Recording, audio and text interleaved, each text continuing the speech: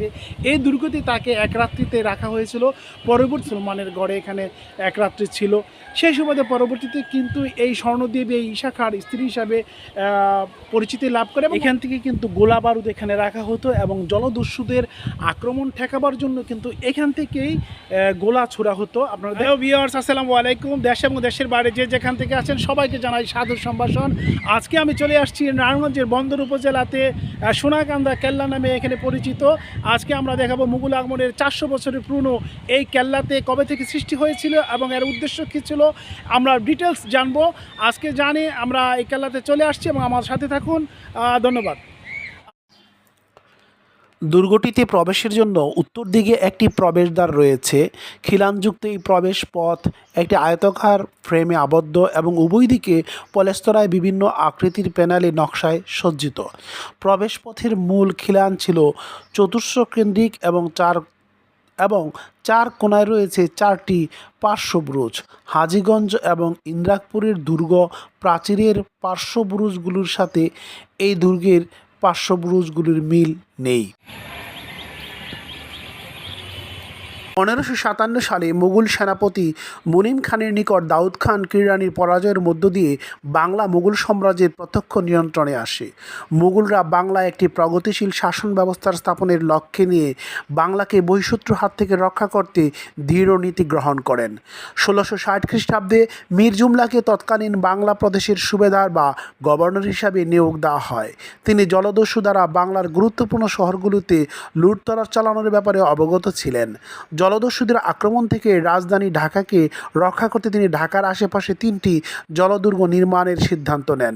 নারায়ণগঞ্জের সোনাকান্দা দুর্গ তার মধ্যে একটি। এই দুর্গ নির্মাণের তারিখ সংবলিত কোনো শিলালিপি পাওয়া যায়নি, তবে ঐতিহাসিকদের মতে এটি 1660 থেকে 1663 খ্রিস্টাব্দের মধ্যে নির্মিত হয়েছিল বলে ধারণা করা হয়। যে স্পেসটা আপনারা দেখতে পাচ্ছেন এখানে গোলাকার আকৃতির, এটা পশ্চিম পাশ ওই দিকতে যেখানে এখনও আধুনিক বিল্ডিং উঠেছে, এখান থেকে কিন্তু গোলা বারুদ এখানে রাখা হতো এবং জলদস্যুদের আক্রমণ ঠেকাবার জন্য কিন্তু এখানে কামান ফিট করা থাকতো।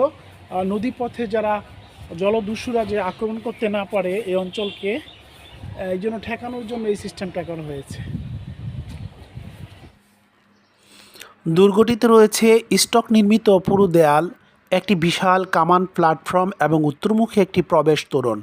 দুর্গটিতে মূলত 2টি প্রধান অংশ লক্ষ্য করা যায়। এক, আত্মরক্ষামূলক প্রাচীর এর বিশাল আয়তন যা 3.05 মিটার উচ্চতা সম্পন্ন এবং যার মধ্যে গোলা নিক্ষেপের জন্য বহু সংখ্যক প্রশস্ত ও অপ্রশস্ত ক্ষুদ্র ক্ষুদ্র ছিদ্র আছে, যা থেকে বন্দুক এবং হালকা কামান ব্যবহার করে জলদস্যুদের দিকে সেল নিক্ষেপ করা যেত।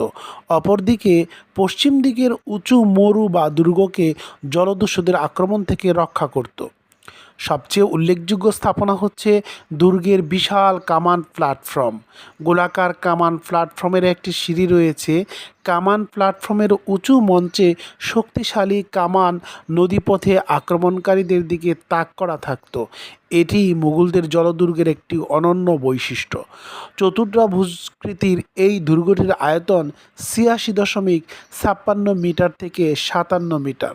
এখানে অষ্টভুজাকৃতির 4টি বুরুজ, দুর্গের 4 কোণ রয়েছে। দুর্গের একমাত্র প্রবেশ তোরণটি উত্তর দিকে।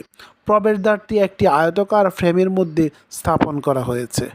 এই অঞ্চলকে রক্ষা করার জন্য এরকম 3টা দুর্গ বা 3টা কেল্লা কিন্তু নির্মাণ করা হয়েছে। একটা হচ্ছে সোনাকান্দা দুর্গ বা সোনাকান্দা কেল্লা, এবং আরেকটা হচ্ছে গিয়ে যে হাজীগঞ্জ দুর্গ, এবং দ্বিতীয় আরেকটা কেল্লা আছে যেটা মুন্সিগঞ্জে, এটা কেদারনাথ বাবুর এলাকাতে। এই 3টা দুর্গ কিন্তু সে সময়ে 1660 খ্রিস্টাব্দে এটা নির্মাণ করে থাকেন।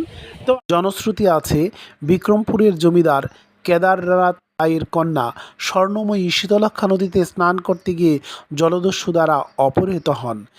সোনারগাঁর শাসক ঈশা খাঁ তাকে উদ্ধার করে দুর্গে নিয়ে আসেন ও তার পিতাকে তাকে ফিরিয়ে নেওয়ার জন্য অনুরোধ করেন। কেদার রায় তাকে মুসলমান ঘরে রাত কাটানোর দায়ে ফিরিয়ে নিতে অপারগতা প্রকাশ করেন। মর্মাহত রাজকুমারী স্বর্ণময়ী দুর্গে বসে কেঁদেছিলেন বলে এই দুর্গের নাম হয় সোনাকান্দা। কেউ কেউ এটাও বিশ্বাস করেন বারোভূঁইয়াদের অন্যতম নেতা ঈশা খাঁ বিক্রমপুরের জমিদার কেদার রায়ের বিধবা কন্যা সোনা বিবিকে জোরপূর্বক বিয়ে করে এনে এই দুর্গে বন্দি করে রেখেছিলেন। তিনি দুর্গে বসে কেঁদেছিলেন বলে এই দুর্গের নাম হয় সোনাকান্দা। কিছু কিছু মানুষ বিশ্বাস করত যে দুর্গের ভেতরের গুপ্ত সুড়ঙ্গ দিয়ে সোনারগাঁ এবং লালবাগের কেল্লার সাথে সংযোগ স্থাপন হয়ে। আমরা এখন কথা বলবো সোনাকান্দা এলাকার একটা স্থানীয় লোক, আমি ওনার সাথে একটু পরিচিত হব। যার নাম কি? মমিন হোসেন। মমিন হোসেন খান। হোসেন খান। মমিন হোসেন খান। আপনার মমিন হোসেন খান। আচ্ছা, আপনার বয়স কত?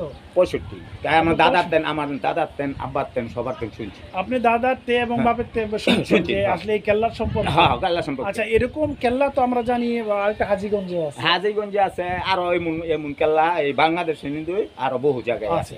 আচ্ছা, আমরা ইতিহাস থেকে জানতে পারছি যে এইখানে আপনার মুঘল যুগে এখানে যে জলদস্যুরা যাইতো নদী দিয়া, এখান থেকে আপনার জলদস্যুরা যাইতো, এখান থেকে আপনার মূলত এটা একটা কেন্দ্র ছিল, এখানে সৈন্য সামন্ত জমা থাকতো।